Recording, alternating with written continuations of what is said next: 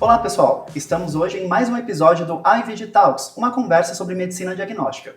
E hoje estamos com a doutora Cristine Langer. A doutora Cristine é formada em medicina pela USP, é gastroenterologista e hoje é médica clínica do Serviço de Check-up Executivo do Fleury. Também é médica no Hospital Sírio-Libanês e foi uma das fundadoras do GEDIB. Então, queria primeiro agradecer, né, a doutora por estar conosco. O convite. E queria que você contasse um pouquinho como que a sua formação, como é que a sua carreira foi direcionando, então, para a gastroenterologia. Bom, para gastro, uma pergunta mais difícil. Vamos dizer assim, que eu sempre gostei de clínica médica e ao longo da faculdade fui me apaixonando pelos órgãos do abdômen, né? E comecei a fazer a residência de gastroenterologia lá na USP e me apaixonei pelas patologias de intestino. Então, eu acabei fazendo um ano a mais de residência, focado em doenças de intestino, e aí começou realmente o meu caminho nessa área, né? As áreas puxam a gente, né? A paixão faz a gente ir avançando. E o que é uma doença gastrointestinal, né? Como que ocorre? Como que apresenta? Como que o paciente se apresenta, né, em sintomatologia? Como é que ele vai cair num gastroenterologista? Uma doença gastrointestinal abrange uma quantidade enorme de patologias, tá? Nós estamos falando de qualquer coisa que afete esôfago, estômago, intestino, tá? Dentro da gastroenterologia vai entrar também as doenças que acometem o fígado e o pâncreas, tá? Mas quando a gente fala de tubo digestório, que é o nome mais moderno para isso, é esôfago, estômago e intestino delgado e intestino grosso, tá? E aí existe uma série de patologias, né? Como é que o paciente chega? Ele chega com uma dor, alguma coisa assim? Aí assim, se a gente for pensar nas doenças intestinais, né, a manifestação mais comum é diarreia, tá? Mas a gente pode ter o espectro de diarreia, constipação, dor abdominal, que pode vir com diarreia e constipação ou pode vir sozinho, pode ser uma única queixa, dor abdominal, tá? Paciente que tem desconforto depois que come, né? Então, paciente que se sente muito estufado, que come e tem distensão, que tem muitos gases, também são queixas muito comuns. E quando a gente fala em doenças, pensando em doenças do estômago, aí disparado a queixa mais comum é a dor, né? É a dor na região epigástrica, e que geralmente está relacionada com alimentação, é realmente a queixa mais comum. E qual que são os principais desafios, né? Então, por exemplo, numa diferenciação, diagnóstico diferencial de celíaca, Crohn, de repente uma gastrite autoimune, desse ponto de vista clínico, quais são os principais pontos que você precisa analisar? Eu acho que o principal desafio é a quantidade de diagnóstico diferencial e a quantidade de alterações envolvidas. Então, acho que um dos principais desafios hoje é você conseguir fazer o diagnóstico dessas patologias pedindo pouco exame, e porque são doenças que muitas vezes o diagnóstico é difícil e que para a gente poder fechar o diagnóstico com certeza, a gente tem que contar com uma série de avaliações laboratoriais, né? E não dá para sair pedindo tudo para todo mundo, né? Mas o paciente também tem uma certa pressa em saber o que ele tem, né? Então eu acho que esse é o maior desafio, é a gente saber o que pede para quem, porque assim, o paciente chega, eu tenho diarreia. Ele pode, vamos partir do princípio que é uma diarreia crônica, vamos tirar as doenças infecciosas, tá? Mas ele pode ter uma doença inflamatória intestinal, ele pode ter um intestino irritável, ele pode ter uma intolerância à lactose, ele pode ter uma doença celíaca, ele pode ter uma intolerância à glúten não celíaca, ele pode ter uma doença inflamatória intestinal, ele pode ter uma giardíase crônica, ele pode ter... Então, assim, o número de doenças, ele pode ter uma enteropatia por medicamento. Então, assim, são muitas. E aí, eu acho que o grande desafio é saber, baseado na história do paciente, você conseguir reduzir um pouco esse diagnóstico diferencial e ser mais objetivo no que você pede de exame. Acho que esse é o grande desafio. Ser assertivo, né? Saber o que pedir, em que Exatamente. situações pedir. Por exemplo, né, na doença celíaca, muito se fala do critério ESPGHAN, né, em que a gente, quando tem resultado positivo, então ali o anti-IgA, na antitransglutaminase, em que a gente teria ali mais de 10 vezes o resultado do valor de referência, combinado talvez com anti-endomísio IgA, a gente talvez tivesse uma confirmação da doença. Isso se aplica a qualquer tipo de paciente? Eu posso pensar dessa forma? Esse critério é mais utilizado em criança. Mas a proposta é que se você... Porque assim, como é que faz o diagnóstico da doença celíaca? Ela é baseada em anticorpo positivo, e a gente usa em algumas situações também para critério diagnóstico o teste genético e a biópsia do intestino, porque a doença celíaca, ela é uma doença em que você vai tendo uma atrofia das vilosidades, que é a camada interna do intestino que vai fazer a absorção dos nutrientes. Então, se você olhar no microscópio, habitualmente, o intestino delgado, ele é como se fosse um grande carpete, tá? Felpudo, daqueles bem felpudão. E ali você tem todas as células, porque se você pegar essa coisa felpuda e fizer numa linha, você vai ter uma capacidade de absorção muito maior do que se fosse uma coisa linear. Faz sentido. E o que acontece na doença celíaca é que o processo inflamatório que o glúten desencadeia vai matando essas células e vai tendo uma atrofia. Em vez de você ter uma felpa comprida grande, você vai ter um negócio assim, né? Meio liso. E aí você vai perdendo a capacidade de absorver os nutrientes e a capacidade de fazer digestão, tá? Então, um dos critérios que a gente vai usar é a presença dessa atrofia na biópsia do intestino delgado, tá? Entendi. Então, são os 3 pilares, vamos dizer assim, do diagnóstico da doença celíaca, né? Os critérios Jeffs-Gan, eles foram criados especificamente para pediatria, né? Tá. E o que eles colocam é que se você tiver... Antigamente não se fazia diagnóstico de doença celíaca sem a biópsia, tá? Agora, na pediatria, isso já está bem documentado, em que se você tiver um anticorpo anti-endomísio, que é um anticorpo que vai aparecer se você tiver uma reação inflamatória ao glúten, tá? Ele aparece no sangue. Se você tiver uma quantidade de anticorpo pelo menos 10 vezes o valor do normal, com o teste genético positivo, isso já falaria no diagnóstico de doença celíaca e exumiria o médico de pedir uma endoscopia com biópsia para essa criança, tá?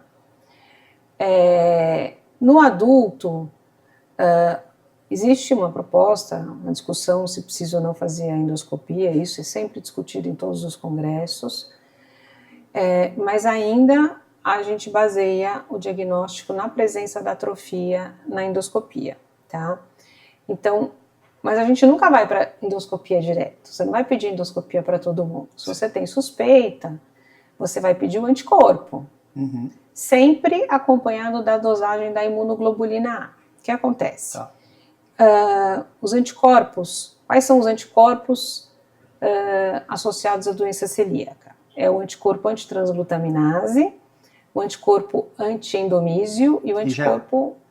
Eles têm IgA e IgG. Tá. E o anticorpo antigliadina, deaminada, tá? Todos eles têm IgA e IgG, mas o critério diagnóstico é baseado em IgA. Entendi. Tanto que você não precisa pedir a dosagem do IgG. Então ele produz IgA e IgG, mas o melhor para a gente conseguir correlacionar com a doença seria o uso do usado para IgA. diagnóstico é o IgA. Legal. Então, se eu tenho um paciente que eu suspeito de doença celíaca, eu peço para esse paciente anticorpo antitransglutaminase IgA, anticorpo anti-endomísio IgA, tá? Atualmente, a gente não usa o anticorpo antigliadina para diagnóstico da doença celíaca, tá? O anticorpo antigliadina, ele não tem uma sensibilidade e especificidade tão boas, o valor preditivo dele não é tão bom quanto o transglutaminase e endomísio, mas especificamente o transglutaminase. Então ele não é usado como critério diagnóstico, porque tem muito falso positivo. Entendi. Tá? Tanto que não é incomum você ver paciente em que o colega pediu os 3 anticorpos e vem o anticorpo antigliadina positivo e o paciente fica achando que tem doença celíaca. Ele não tem doença celíaca. Tá? A gliadina IgA, então, está relacionada ao quê, nesse caso? A gente não usa o IgA para quase nada. Tá. A gente usa o IgA, ele é usado um pouco em critério diagnóstico para intolerância à glúten não celíaca, que é um outro uma outra mundo, pegada. uma outra coisa, uma outra entrevista, tá? A gente usa para diagnóstico a transglutaminase e em associação ao anti-endomísio, tá? E a gente pede o IgA. Então, se você tem uma suspeita, você vai pedir o antitransglutaminase IgA e o anti-endomísio IgA. Você pode pedir só o antitransglutaminase, tá? E aí você dosa a IgA do paciente. Por quê? O que acontece? A gente estima que em torno de 5% dos pacientes com doença celíaca não têm o anticorpo no sangue. Tá? Por quê? Um percentual grande desses 5% é porque eles têm uma doença chamada deficiência de IgA, que é a imunoglobulina A. E aí, se ele tem deficiência dessa imunoglobulina, ele não vai ter o anticorpo IgA. Claro. Para nada, né? Ele não vai estar em nível detectável. Então, quando você pede o anticorpo, você pede para dosar a IgA junto. Porque se o anticorpo vem negativo e a IgA vem negativa, você não pode excluir a doença celíaca. Entendi. Aí você valoriza o IgG. Entendi. Seria uma alternativa para esses casos, então, que tem deficiência. Mas é uma minoria, muito pequena. Então, a gente pede o IgG em casos muito específicos. A gente tem os anticorpos, tá? E o que o EPSGAN fala? Se o paciente tiver um título de antitransglutase maior do que 10 vezes o valor da normalidade, associado ao teste genético, que é o HLA, DQ2 ou DQ8, você já pode dizer que a criança tem doença celíaca e você não precisaria fazer a endoscopia com biópsia. Entendi. Tá? Em adulto, isso ainda não é uma coisa sacramentada e os nossos guidelines, eles usam a biópsia sim, tá? A gente usa um valor de corte de 2 e não 10 em geral, tá? Nossa, bem mais baixo. Bem mais baixo. Por quê? Porque a gente faz a endoscopia. Se a gente não for fazer a endoscopia, para você não correr o risco de estar usando um falso positivo, você precisa exigir título muito mais alto, tá? Mas em adulto, em geral, a gente faz o anticorpo e aí a gente faz a endoscopia. Se você tem o anticorpo com a biópsia de duodeno típica de doença celíaca, você fecha o diagnóstico. E aí, em adulto, nós não precisamos do teste genético para fechar o diagnóstico. Não é que a gente nunca faça, tá? Mas ele não entra no critério diagnóstico, exceto situações especiais. Eu acho até que você vai me perguntar depois, mas já vou citar quais são, que é o paciente que tem deficiência de IgA, em que a gente usa bastante o teste genético, e nos pacientes, em geral, os pacientes soronegativos, né? Aqueles 5%, não só os que têm deficiência de IgA, que paciente que tem anticorpo negativo, mas tem atrofia de vilosidade na biópsia, aí o teste genético para a gente é bastante importante. E como é que vai usar, né? A gente fala muito que o teste, o HLA, DQ2, DQ8, seria um preditivo negativo, né? Então, na ausência de apresentação do antígeno, talvez não teria então, doença celíaca. Não teria celíaca. É interpretado dessa forma nessa situação? Sim. O paciente que tem o HLA, DQ2, DQ8 ausentes, né, que é o paciente que não tem o HLA, a princípio ele não tem doença celíaca. Tá? Então, o que a gente usa nos algoritmos de adulto? A gente usa o HLA para excluir em situações específicas. Então, um paciente que tem deficiência de IgA, que eu suspeito de doença celíaca, eu faço o HLA. Se o paciente tem o HLA, ele pode ter doença celíaca, e aí é importantíssimo eu fazer a endoscopia. Né? Se o paciente não tem o anticorpo, apesar de ter sintoma, e ele não tem o HLA, a doença celíaca, a princípio, está excluída. Então, eu não vou nem pedir a endoscopia com biópsia. Entendi. Tá? Então, esse seria o raciocínio lógico. E a gente usa o HLA também numa outra situação, que é o inverso. Não é um paciente que chegou no consultório com a queixa que eu suspeitei de doença celíaca e pedi os anticorpos e vieram negativos. A gente tem muito em adulto a situação inversa. Paciente que fez a endoscopia por qualquer outro motivo, e aí na endoscopia acharam o duodeno com uma área, um visual diferente, fizeram a biópsia e veio uma biópsia sugestiva de doença celíaca. Entendi, começou ao contrário. Começou ao contrário. Aí eu faço o anticorpo dá negativo. Eu peço HLA. Entendi. Se o HLA for negativo, eu tenho que fazer o diagnóstico diferencial com uma série de doenças. Na verdade, assim, o diagnóstico diferencial a gente vai fazer de qualquer forma, né? Porque a pessoa pode ter o HLA e ter uma outra coisa. Pode não ser a causa da se ela não tem o ausência de HLA, velocidade. doença celíaca está fora do diagnóstico, Uhum. tá? Então, o HLA, ele é muito útil no adulto, especificamente para a gente excluir ou colocar como muito provável uma doença celíaca no paciente que não tem anticorpo, tá? Em adulto, ainda não é considerado um critério diagnóstico definitivo. Se você tem o transglutaminase em alto título com HLA positivo, a isenção da necessidade de você confirmar com a biópsia e a atrofia de velocidade. Entendi. Tá? E desse ponto de vista da apresentação do antígeno, né, do DQ2 e DQ8, eu tenho que ter os dois? Posso ter só um deles? Não é um ou outro. Tá. Você tem que ter um deles. Alguém Você tem que pode apresentar ter um os dois. Existe essa possibilidade. Tá. Mas para ter a doença, você tem que ter pelo menos um deles. Então, por exemplo, doutora, um paciente que ele seja DQ2.5 positivo, DQ2.2 negativo, DQ8 negativo, ele ainda assim tem chance de apresentar o antígeno? Existe alguma diferença? De apresentar o antígeno? Como assim? Exato. De fazer anticorpo contra a doença, é isso que Exato. você quer dizer? Chance tem. Mas ela é muito pequena. Entendo. Então, conforme o genótipo que o paciente apresentar, ele tem diferentes riscos? Tem diferentes riscos, mas isso ainda não é uma prática clínica comum, tá? Mas isto é verdade, tá? Então, ele poderia apresentar alguma coisa nesse sentido? Poderia. Tem a questão da heterozigose e da homozigose, mas como isso não é uma informação que vem em qualquer lugar, isso não é uma situação brasileira, é uma situação mundial, ainda hoje os algoritmos não usam isso como diferencial. Não tem uma padronização para essa interpretação? Não. Tá? Eu acho que isso vai ser incorporado no futuro. Eu acho que é mais um passo para o que a gente chama hoje de medicina de precisão, né? Você está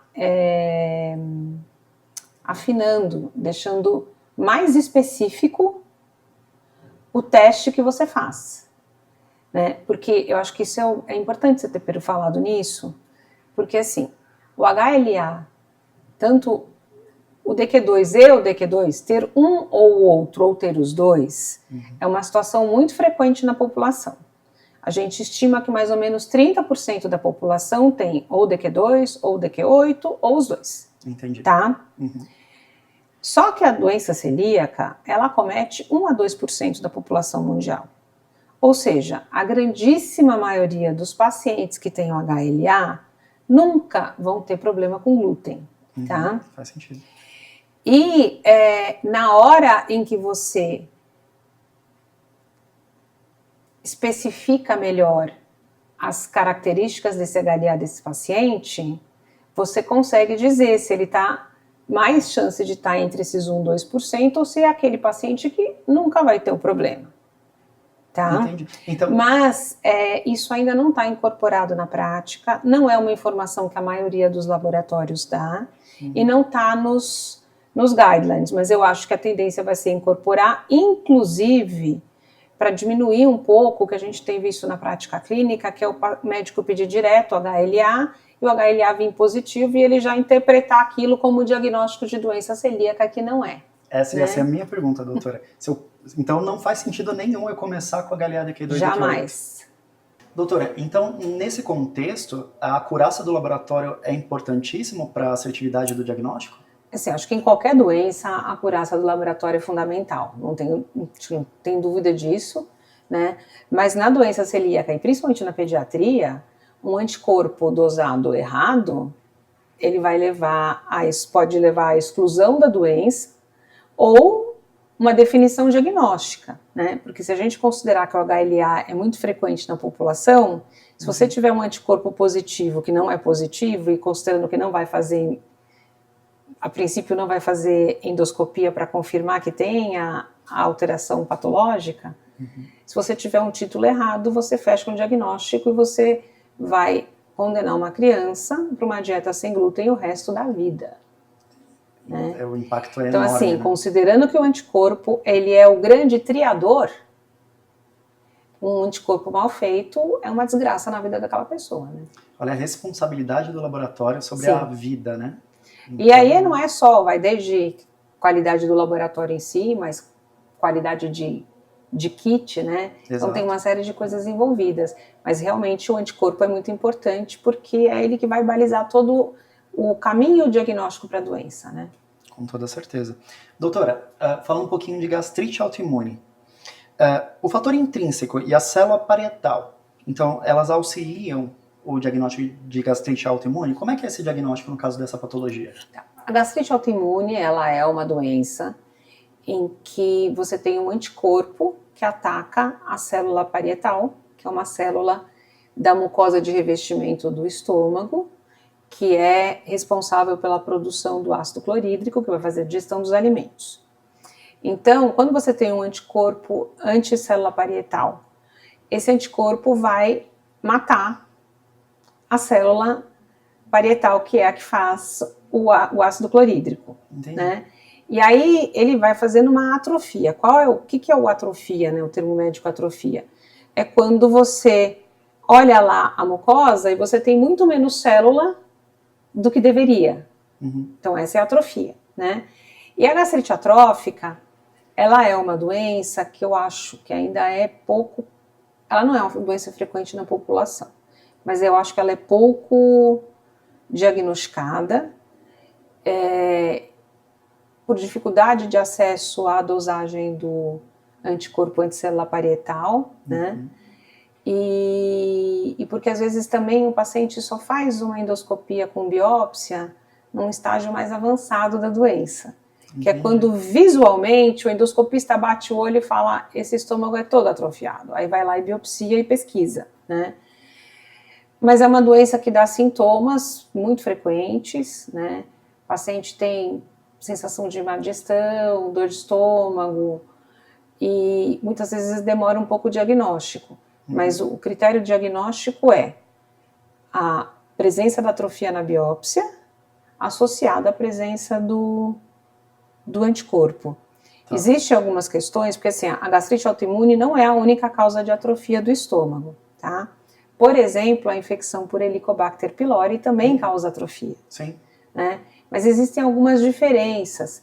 Então, assim, a gastrite autoimune, em geral, a atrofia começa pelo corpo do estômago, que é onde tem maior concentração de célula. Então, em geral, a atrofia é maior no corpo do que no antro. O H. pylori já é o contrário, o habitat natural dele é o antro, né?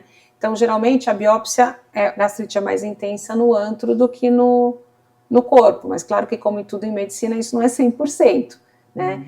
E aí, a gente sempre lança a mão, primeiro, da pesquisa do Helicobacter de maneira correta e a pesquisa da célula parietal. Então, o paciente pode ter uma gastrite autoimune só por Helicobacter, ele vai ter o anticorpo negativo, ele pode ter uma gastrite atrófica autoimune, então, a definição, tendo a atrofia, a definição de autoimune vem pela positividade do anticorpo. Parietal. Ele pode ter anticorpo anticélula parietal. E ele pode ter uma doença mista, né? Ele pode ter as duas coisas, ele pode ter Helicobacter também. Isso acontece com uma certa frequência no nosso país, porque a gente tem uma frequência de Helicobacter muito alta na população, né? Entendi. Mas o diagnóstico da causa da atrofia do estômago como autoimune é pela dosagem do anticorpo anticélula parietal. O fator intrínseco, ele entra... O fator intrínseco entra... Assim, o fator intrínseco, ele é importantíssimo para você absorver a vitamina B12. Tá. Tá? E aí, se você não tem a produção do fator intrínseco, porque você tem se você não tem o fator intrínseco, porque você tem um anticorpo contra o fator intrínseco, você vai ter uma anemia por deficiência de vitamina B12, porque aí que a vitamina B12 ela se liga no fator intrínseco para ser absorvida pela mucosa do intestino. Então, se você não tem fator intrínseco, você não absorve a vitamina B12. Entendi. E tanto a gastrite atrófica quanto a deficiência de fator intrínseco, elas levam a deficiência as duas coisas dificultam a absorção de B12. Então elas entram no diagnóstico, quando o paciente tem deficiência de B12, elas entram no diagnóstico diferencial, tanto a gastrite autoimune quanto a deficiência de fator intrínseco. E a deficiência de fator intrínseco, ela é mais comum na gastrite autoimune. Entendi. Tá? Interessante, dá para combinar de alguma forma para um diagnóstico diferencial e também para entender o contexto do paciente, né? Porque às vezes, pelo que eu entendi, as doenças inclusive podem estar combinadas, né? Então, é muito comum o paciente que tenha anticorpo anticélula parietal também ter o anticorpo antifator intrínseco. Ah, entendi. Tá. E na doença de Crohn? Como é que é o diagnóstico, né? E aí é mais complicado. Esse é mais difícil, doutor. Mas o ASCA seria um marcador sorológico específico? O ASCA é um marcador sorológico específico, mas ele não é diagnóstico. Tá. Então vamos lá. O diagnóstico da doença inflamatória hoje, ele é um quebra-cabeça, tá? E aí você vai juntando as peças, tá? Então, como é que a gente faz hoje? O paciente que tem sintoma sugestivo, diarreia frequente, entra também a constipação, tá? O paciente que não era constipado ficou constipado, porque se você tiver uma inflamação, principalmente inflamação do reto, pode acontecer constipação e não diarreia, tá? Mas, enfim, o mais comum é a diarreia, que pode ou não ter dor abdominal, mas a gente também pode ter dor abdominal sem diarreia. Paciente que tem desconforto, estufamento pós-alimentar, distensão abdominal importante.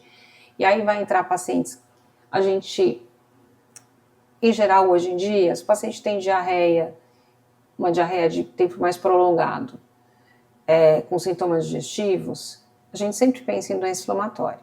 Mas aí você começa o algoritmo diagnóstico com dosagem de proteína C reativa e a dosagem da calprotectina nas fezes. Se o paciente tem uma proteína C reativa normal, que fala a favor de não ter inflamação, né, que ela é um marcador de inflamação no corpo, e o paciente não tem calprotectina fecal nas fezes, a probabilidade de uma doença inflamatória é baixa, tá? Se o paciente tem algum desses marcadores alterados, a probabilidade de doença inflamatória é alta, tá? Então hoje o que a gente usa um grande sarrafo, vamos dizer assim, é a dosagem da calprotectina fecal. O que é a calprotectina fecal? A calprotectina é uma molécula que é encontrada no intestino, ela advém da morte dos neutrófilos, que são as células do processo inflamatório. A gente sempre tem um pouco de neutrófilo, então sempre vai ter uma quantidade de calprotectina, mas existe um valor a partir do qual a probabilidade de você estar tendo muita morte de neutrófilo por inflamação é muito grande. E aí a princípio, você aí vai para os exames endoscópicos. Então, assim, o critério diagnóstico de doença inflamatória é o exame endoscópico sugestivo e a biópsia, o resultado da biópsia, tá? A gente leva em consideração também exame de imagem, porque, por exemplo, se o paciente tem doença inflamatória de intestino delgado, a imagem, quando eu falo imagem, é ressonância, tomografia, né? Mas você vai fechar o diagnóstico pelo aspecto endoscópico com a biópsia compatível, tá? O ASCA, hoje, ele não entra no algoritmo diagnóstico, tá? Eu acho que ele tem uma utilidade nos pacientes que você, às vezes, não sabe o que tem. Porque, assim, muitas vezes, a doença de Crohn de intestino grosso, por exemplo, ela pode parecer uma retocolite. Aí eu tenho paciente que, às vezes, você acha que é uma retocolite e é uma doença de intestino grosso. Então, tem pacientes que a gente, com os exames de imagem e com a biópsia, a gente não consegue definir que doença que é. Tá. Então, a gente chama de colite indeterminada, tá? E aí o ASCA, ele ajuda um pouco. Por quê? O ASCA é um anticorpo específico de doença inflamatória intestinal, tá? Mas ele é muito mais comum na doença de Crohn do que na retocolite. A gente estima aí mais ou menos que 75-25%, tá? Em compensação, você tem o ANCA, que é o anticorpo anticitoplasma, que é o contrário. Ele é muito mais comum na retocolite, apesar de poder acontecer na doença de Crohn. Como eles podem acontecer nas duas doenças e não é um percentual tão baixo, eles não são critérios diagnósticos, a princípio. Ter um ASCA positivo não significa ter Crohn, né? Porque tem aí até 25% que pode acontecer na retocolite. Mas 75% é no Crohn. Então, se você tem um paciente que você está na dúvida, ter um ASCA positivo fala muito mais a favor de doença de Crohn do que de retocolite, tá? Então, nessa situação, ele ajuda bastante. E ele é um marcador também que, na literatura, parece ser um marcador de gravidade. Então, o paciente que tem um ASCA positivo tem a probabilidade de ter uma evolução da doença pior do que quem não tem, tá? Mas ele não é um exame diagnóstico. Entendi. Tá? Bom, doutora, nós falamos de várias doenças, né, gastrointestinais. O tratamento, há medicamentos específicos para cada uma delas? A gente consegue tratar esses pacientes? Então, a gente falou de celíaca, a gente falou de Crohn, né? Tem medicações Nós que temos são tratamento para todas, mas assim, são bem diferentes. Tá. Na doença celíaca, o tratamento é a retirada completa do glúten da dieta. Uma vez que é o glúten que desencadeia na mucosa intestinal uma resposta inflamatória, tá? Existem disponíveis no mercado uns medicamentos que teoricamente bloqueiam o glúten, mas eles não são aplicáveis aos celíacos, tá? É a retirada completa e restrita do glúten da dieta, tá? Desde que confirmado corretamente o diagnóstico, Isso. né, doutora?